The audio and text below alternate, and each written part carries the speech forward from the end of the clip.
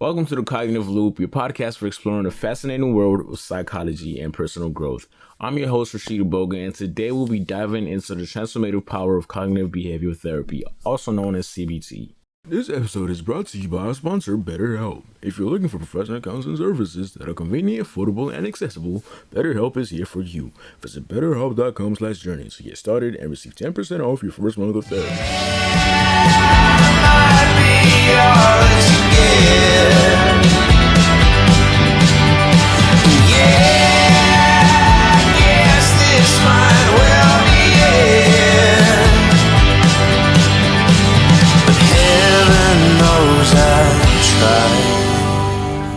Well, let's get into it. CBT is a widely recognized and effective therapeutic approach that focuses on the connections between our thoughts, feelings, and behaviors. It helps individuals identify and challenge negative thinking patterns, leading to positive changes in the emotional well-being. Today, we will explore the key principles of CBT and how it can benefit our lives. To start, let's discuss the impact of negative thoughts on our mental well-being. Our thoughts have a profound influence on our emotions and behaviors. Negative thought patterns, also known as cognitive distortions, can trap us in a cycle of self-doubt, anxiety, and depression. Like, for example, sometimes, you're not feeling good, you're feeling sad, you're feeling lazy, you don't want to get anything done, you think you're worthless. But the good news is that we have the power to change these patterns all with our head. In our first segment, we'll examine the practical strategies to overcome negative thoughts. We'll explore the concepts of cognitive distortion and how they contribute to our inner dialogue. I'll share examples of how common distortions and discuss ways to challenge and reframe them. How to start that conversation with your friend about their mental health. First, make sure you aren't too far away. Closer. Whoa, too close. Now ask something open-ended like, you all good? Are you all good? Or is everything okay? Is everything okay? Well done, awkward teenage actor. Actually, no. Thanks for asking. Find out how you can help a friend with their mental health at seizetheawkward.org. One common cognitive distortion is all or nothing thinking, where we see things in black and white without considering the shades of gray. For example, if you make a small mistake, you might think we're a complete failure. Like, I've been there sometimes. I mess up one time, I think it's all over, I'm worthless, But to challenge this distortion, we can practice finding evidence of the middle ground and acknowledging success no matter how small. So, if you're doing this big assignment and you mess up on one question, but you get everything else right, you just mess up on one question, focus on the fact that you're right on 99%. Don't focus on the minor. Like, find a middle ground. Find the fact that you're succeeding in the majority of it. Another distortion is catastrophizing. That's a big word. I don't think I pronounced that right. Where we blow things completely out of proportion and anticipate the worst case scenario in every situation. For instance, we have a disagreement with a friend, we might automatically assume that friendship is ruined. Like, you're not friends no more, you can't hang, he is not gang. To reframe this thought, we can ask ourselves if there's any evidence supporting this catastrophic belief and consider alternative, more realistic outcomes. So if you get in that argument with your friend, it's not the end of the world, okay? Talk to them, have conversations with them, apologize, because half the time you might get wrong, but you might get mad, but you're in the wrong, talk to your friend. One more common distortion is mind reading, where we assume we know what others are thinking, usually in a negative light. For example, if someone doesn't respond to our text message immediately, we might think they're mad at us, they don't like us, they're sad, But it's important that we remind ourselves that we cannot accurately know someone's thoughts. You're not always going to know what's happening with someone without asking them. So it's good to consider alternative explanations for their behavior. It's good to ask them, but it's also good to just maybe ask your friend, ask around. Don't just, assume you know everything. It's also important to remember that challenging negative thoughts takes patience and practice. You're not going to get it overnight. You got to be really patient with your mind and patient with your body. By engaging in cognitive reconstruction, we can gradually replace these distortions with more balanced and realistic thoughts. As we wrap up this segment, I encourage you to reflect on your own negative thought patterns and consider how challenging and reframing them could lead to positive changes in your life. And please remember, it's a journey. With practice, you can cultivate a more positive and empowering mindset. How to know if you should reach out to a friend.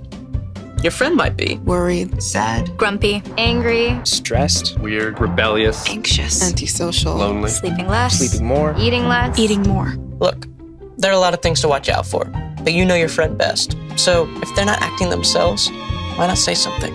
Find out how you can help a friend with their mental health at seizetheawkward.org.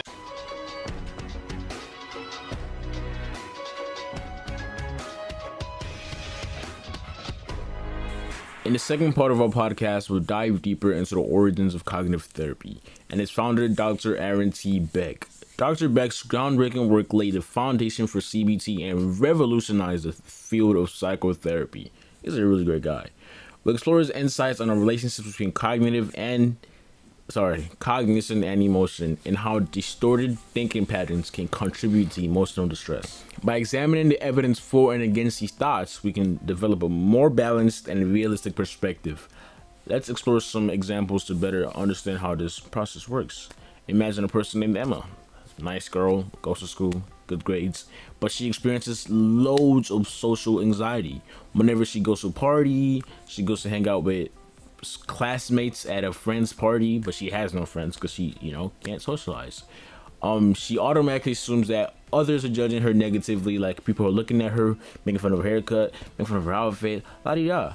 This distorted thought creates significant anxiety, and hinders her ability to enjoy social interactions. So because she's so pent up and worried that everyone is judging her, she can't fully enjoy herself at the party. She can't socialize, she can't make new friends. She's probably stuck with the same friends from elementary school because she can't enjoy the party.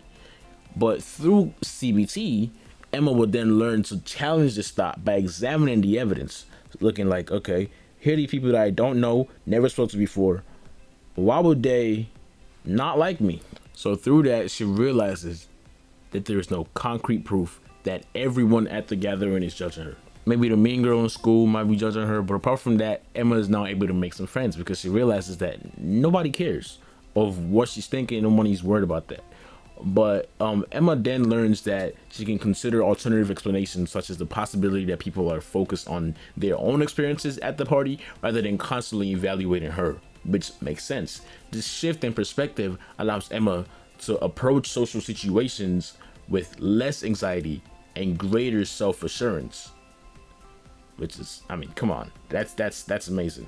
This highlights the transformative potential of cognitive therapy in helping individuals recognize and challenge their distorted thinking patterns. Dr. Beck's groundbreaking work has not only provided us with valuable insight into the connections between cognition and emotion, but it's also paved the way for the development and application of cognitive therapy across various populations, like Emma. Now on to the next segment, and this is our last segment. I know you're gonna miss me because I've been such a great host this whole time, but I have to go. Last segment, we're gonna talk about one crucial aspect of CBT, which is fostering hope. This is very simple. It might sound like, what are you talking about? This is so simple. Our thoughts and beliefs play a significant role in shaping our outlook on life, meaning if you walk around being negative and talking negative and thinking negative, then guess what? Every situation that happens to you is going to be negative, or at least you perceive it as negative. So in this segment, we'll explore how cognitive techniques can help us develop a more positive and realistic perspective, leading to increased hope and resilience. Resilience. We'll discuss practical exercises and strategies to cultivate hope and harness the power of our thoughts to create a more fulfilling and meaningful life. One practical exercise that can help cultivate hope is the practice of gratitude. Pretty simple. By intentionally focusing on the positive aspects of our lives and expressing gratitude to them, we can shift our perspective and develop a more optimistic mindset. For example, each day, like 6 days of the week, skip Sunday, take a few moments to reflect on 3 things you're grateful for. It could be something as simple as a beautiful sunset, which I don't know how you'd be grateful for that, a kind gesture from a friend, or personal achievement. For example, last week, I'm grateful that I got a new phone. Not having a phone kind of sucked.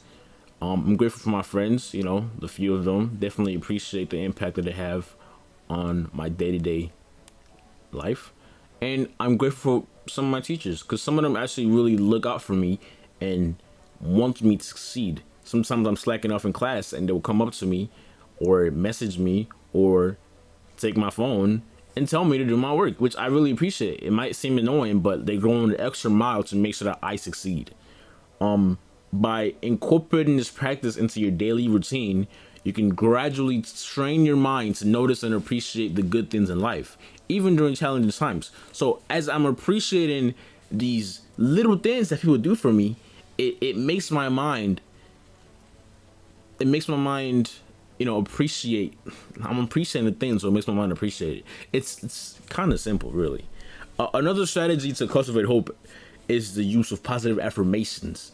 Affirmations are positive statements that we repeat to ourselves to challenge negative self-talk and foster self-belief. For instance, if you find yourself doubting your abilities, just create affirmations instead of I'm capable and I have the power to overcome any obstacles, or I'm him, or I'm her, or, you know, little things like that. Nothing too crazy. Just affirm yourself. Just tell yourself you're good. Tell your mind you're capable of doing what others say you're not. Very simple. By regularly affirming these positive statements, you can rewire your brain to focus on your strengths and build a sense of confidence and hope for the future. What do you want? I want a job that I don't hate. I want to do something that matters, but I don't know what that thing is. I feel like I want somebody to tell me exactly what to do. I want to stop feeling like if I take one more step, I'm just going to fall into a pit forever. I mean, what do you want to eat? Oh, pad thai. Yeah, so 2 orders of pad thai. Yep, that's everything. Our next strategy, or not a strategy, but setting realistic and achievable goals, can significantly contribute to cultivating hope. If you set like, oh, I'm gonna have $1 million by tomorrow, I mean, the odds of that happening is slim to none, but it could happen. Doesn't mean like that's a realistic goal. No, it's not. It's not achievable in tomorrow. You can't make $1 million tomorrow. You're a high schooler, probably, or a teacher. It's just not possible. But by breaking down larger goals like that into smaller, manageable steps, we can create a sense of progress and accomplishment. For example, instead of $1 million tomorrow, I could say, I'm gonna make $1 million by the time I'm 24. That's math. That's like 6 years away. You know, get out of college. You know, maybe I freaking invest into the stocks and I sell everything and I make $1 million. That's not as realistic, but it's definitely more realistic than saying I'm gonna make $1 million tomorrow. If your goal is to improve your physical fitness, for example, that's more realistic, I think, physical fitness. Start by committing to a 15-minute walk each day and gradually increase the duration and intensity. For example, in quarantine, I couldn't go anywhere, like no gym, so I had a workout at home. But a good workout was I walked a mile. I just walked around my neighborhood like 10 times. Big neighborhood, but I could cover a mile 10 times around the neighborhood. But obviously after a while, I felt like, okay, I've done a mile now. This isn't too hard. Maybe I should do some more. So little by little, 11 times, 12 times, 13, 14, 15, 16, 17. But then eventually I stopped doing it. So I know if I go outside and attempt to do that mile, I'm not going to succeed because I didn't keep up with that, fitness goal. I didn't even tell it with the milestone. I just kind of did it. The progress, it went down.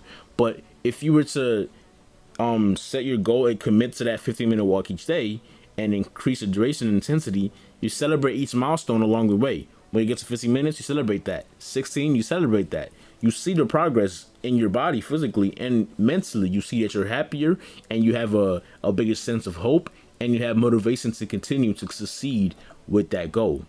And it's good to remember that fostering hope is an ongoing process. It's not something that just ends, but it requires constant practice and self-reflection. If you're consistent with reflecting on your errors and reflecting on your errors and what you succeed at, like reflect on the good and bad. Don't just ignore the bad. Like whatever you take anything from this episode, it's focus on the good and bad. as in like reflect on it. Don't be so pent up on it that you're like, oh, I did this. No. Look at the good. Look at the bad. Look at the bad and say, I did this, I can do better. Look at the good and say, I did this and I'm gonna do way better than this. This is good, but I can do better. Don't look at it and be like, oh man, no. Focus on the good and focus on the bad. Reflect on the bad and focus on the good. Incorporate gratitude, incorporate positive affirmations, and set realistic goals into your life, and you can harness the power of your thoughts to create a more fulfilling and meaningful life. As we wrap up today's episode, I want to emphasize that cognitive behavior therapy is not just a tool for therapists. It's a skill set that anyone can learn and apply to their own lives. By becoming more aware of our thoughts and challenging negative patterns, we can make positive changes and enhance our overall well-being. Depression can be a really tough thing to go through. Fortunately, people always have a lot of ideas how to help you through. You just gotta snap out of it. You have so much to be happy for. Fake it till it feels normal. Cheer up. It's all in your head. It's because you're a Leo. Think about all the people that have it worse than you.